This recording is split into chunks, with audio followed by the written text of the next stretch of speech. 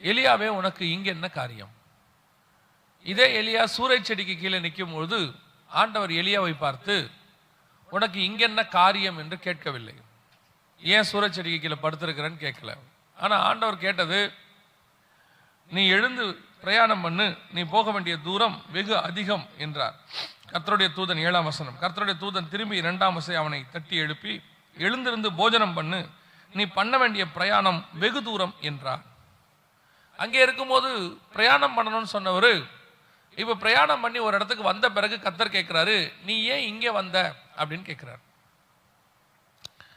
இந்த சம்பவம் இங்கே இப்ப ஆண்டவர் கேட்கிற இந்த கேள்வி பல நேரங்கள்ல நம்மளை பார்த்து கேட்கிற கேள்வி. பல இடங்கள்ல இது எப்படி இந்த கேள்வி நமக்கு வருதுன்னு நான் உங்களுக்கு சொல்றேன். இந்த எலியாவை குறித்து நம்ம எல்லாருக்கும் தெரியும். கர்த்தருடைய கரத்திலே வல்லமையாய் பயன்படுத்தப்பட்டதான ஒரு தேவ மனுஷன். கர்த்தருக்காக வைராக்கியமாக நின்றேன்னு சொல்றான். அவன் சொல்றான், உமக்கென்று நான் வைராக்கியமாய் நின்றேன். உண்மைதான், கர்த்தருக்கென்று வைராக்கியமாய் நின்ற ஒரு மனுஷன் தான். ஆனால் அவன் ஒரு செய்தியை கேள்விப்படுகிறான், நாளை இந்நேரம் உன் தலை வாங்கப்படும் என்று சொல்லி. அது நேரடியாகவும் சொல்லப்படவில்லை, யாரோ ஒருத்தர் மூலமா கேள்விப்படுறான். ஏசபேல் இப்படி சொல்லியிருக்கிறாங்க அப்படின்னு சொல்லி கேள்விப்படுறான். கேள்விப்பட்ட உடனே அவன் என்ன செய்கிறான், வனாந்தரத்துக்கு பிரயாணம் பண்ணி அவன் அங்கிருந்து ஒரு நாள் பிரயாணம் பண்ணி சூறை செடிக்கு கீழே போய் படுக்கிறான். நமக்கு தெரியும். அதுல ஒரு பெரிய ஆச்சரியம் என்னன்னா, அவன் சூறை செடிக்கு போகும்போது ரொம்ப ஒரு காரியத்தை செஞ்சுட்டு போவார். அந்த 1 ராஜாக்களின் புஸ்தகம் 19ஆம் அதிகாரத்தில் 3வது வசனத்தில், பெயர் சபாவுக்கு புறப்பட்டு போய் தன் வேலைக்காரனை நிறுத்திவிட்டான், அவன் வனாந்தரத்தில் ஒரு நாள் பிரயாணம் போய் அப்படின்னு இருக்கு.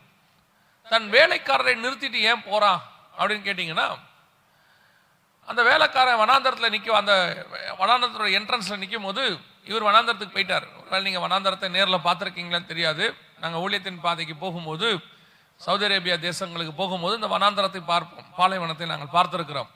பிரயாணம் பண்ணும்போது 2 பக்கமும் பிரயாணம் வெறும் மண்ணாதான் இருக்கும்.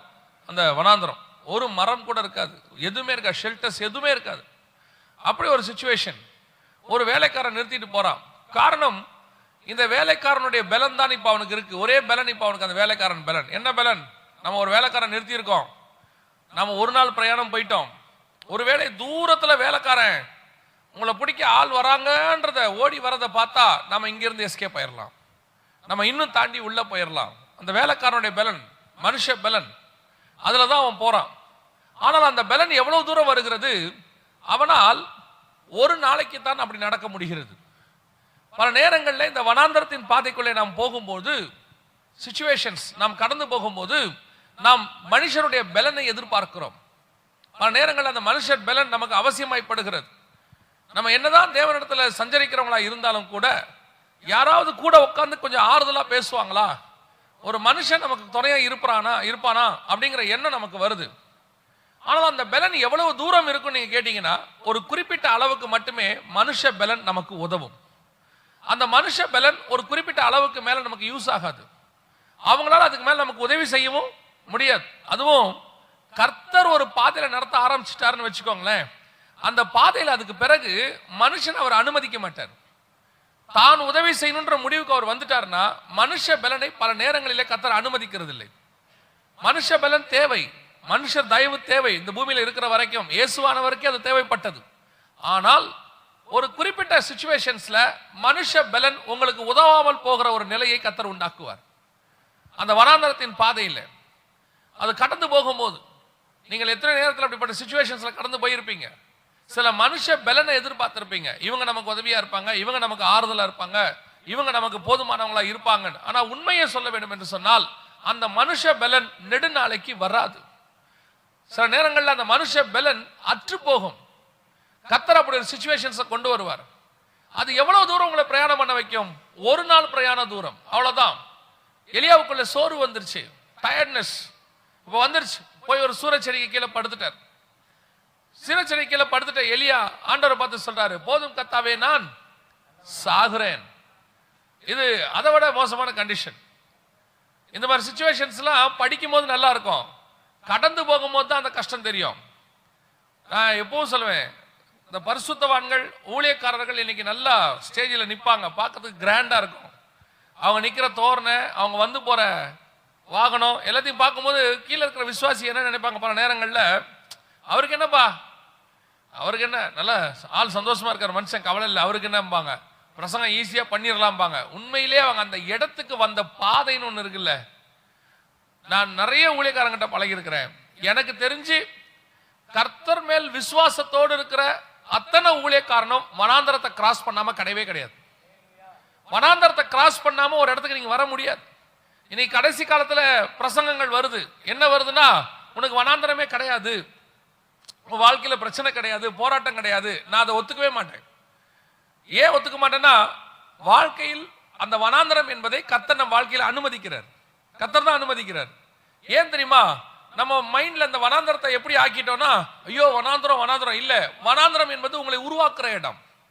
வனாந்தரம் தான் ஒரு மனுஷனை கர்த்தருக்குள்ளே ஸ்திரப்படுத்தும், பலப்படுத்தும். வனாந்தரம் எப்பவுமே நல்லா தெரிஞ்சுக்கொள்ளுங்க. ஒரு உபத்திரவத்தின் பாதையோ பிரச்சனையோ போராட்டம் வருதுன்னா, அந்த வனாந்தரத்தில அந்த பிரச்சனையில கர்த்தர் உங்களை கொண்டு வந்ததுக்கு காரணம் கொல்லுவதற்கு அல்ல, உருவாக்குவதற்கு. அந்த அந்த எண்ணம் உங்களுக்கு இருக்கணும். கர்த்தர் ஒரு நாளும் வனாந்தரத்தில் நம்மை கொல்லுகிறது இல்லை. நீங்க டோட்டல் பைபிள் எடுத்துக்கொள்ளுங்க. வனாந்தரத்தை கிராஸ் பண்ணாத பரிசுத்தவான்கள் இருக்கவே மாட்டாங்க.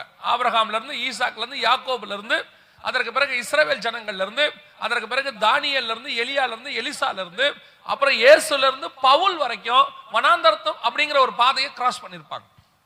எல்லாரும் ஏதோ ஒரு இடத்துல வனாந்தரத்தை கிராஸ் பண்ணிருப்பாங்க. இயேசு கிறிஸ்து கூட மத்தேயு 4:1 வனாந்தரத்துக்கு கொண்டு போகப்பட்டார்னு இருக்கும். யோவான் ஸ்நானகன் வனாந்தரத்துல இருந்தார்னு இருக்கும்.